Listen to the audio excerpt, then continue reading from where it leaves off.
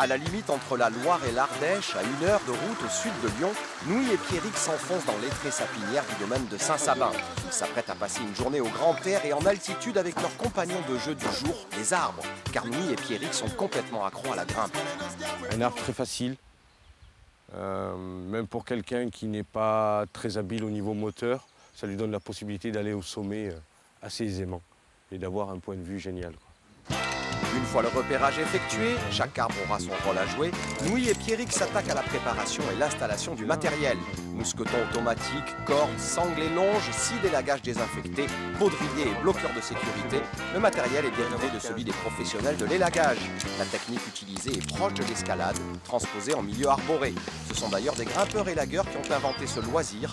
Drogués au bruissement des feuilles, au balancement des branches et au contact avec l'écorce, ils ont voulu en faire profiter le plus grand nombre.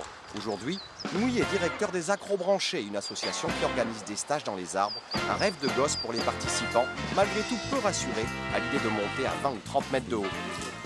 Sois pas inquiet. Fais gaffe, on a un détecteur d'inquiétude et d'angoisse là. Il commence à s'affoler. Olivier et Mohamed, vous c'est Thiraud à l'Ardéchoise avec le chariot. Loïc François, un autre pont de singe plus loin qu'il faut installer. Et il y a une balançoire, François il sait où elle est. Et une deuxième Thiraud. Plus t'attends, plus c'est dur, plus tu flippes, et plus tu flippes, plus c'est bon. C'est vraiment un cercle vicieux.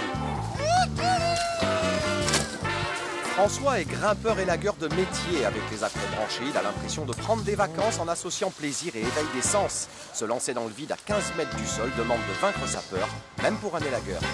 On sent proche de la nature, là, on frôle toutes les branches. Puis on voit la forêt arriver d'un seul coup, c'est super.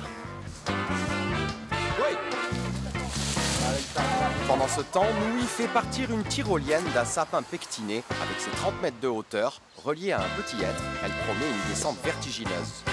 L'acrobranche est une activité à sensation et sensorielle. Sensorielle parce que le toucher est important. Découverte des arbres qui sont froids, qui sont chauds, qui collent, la résine. Après, le côté sensation, c'est le côté acrobatique, pont de singe, des balançoires. Parce que aussi, c'est une invitation à venir s'amuser et aussi à se dépasser et à se faire peur. Allez, j'y vais.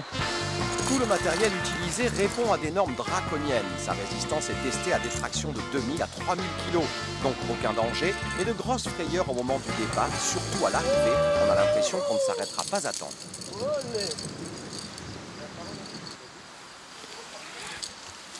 Il y a du dénivelé, c'est clair que prise de vitesse garantie, sensation. Puis vous voyez, hein, la tête en bas, sur le côté, comme on veut, on choisit sa position.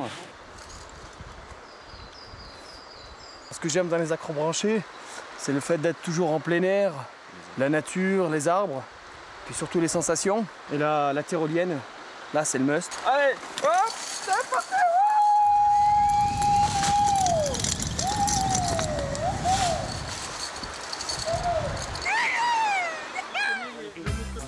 De toute la France, novices et grimpeurs confirmés viennent réviser leurs fondamentaux au cours de ce stage. Le nœud de Prusic est un classique largement utilisé en tant que frein. Il coulisse pour descendre et se bloque si on le lâche. Pour sécuriser le passage d'un pont de singe, il peut être remplacé par un 8 que seul un professionnel averti utilisera sans risque. Sans piton ni crampons, des cordes attachées de façon à ne jamais abîmer l'arbre, les acrobranchés apprennent à respecter l'être vivant qui les supporte. Alors que la fin de la journée approche, le risque d'orage s'éloigne, les grimpeurs arboristes installent des hamacs pour bivouaquer entre les branches de leurs compagnons d'aventure. Le fait de proposer aux gens de venir dormir dans les arbres, c'est d'abord grimper de nuit, c'est quelque chose d'assez magique. Grimper sur des arbres la nuit, surtout des arbres qu'on a connus dans la journée, la perception change complètement. Et puis c'est aussi découvrir toute une vie nocturne de la forêt. Le vide apprivoisé, un bivouac à 15 mètres du sol est la récompense d'une journée ludique et riche en émotions. T'as bien couvert? Ouais, tout va bien. Je suis comme un roi.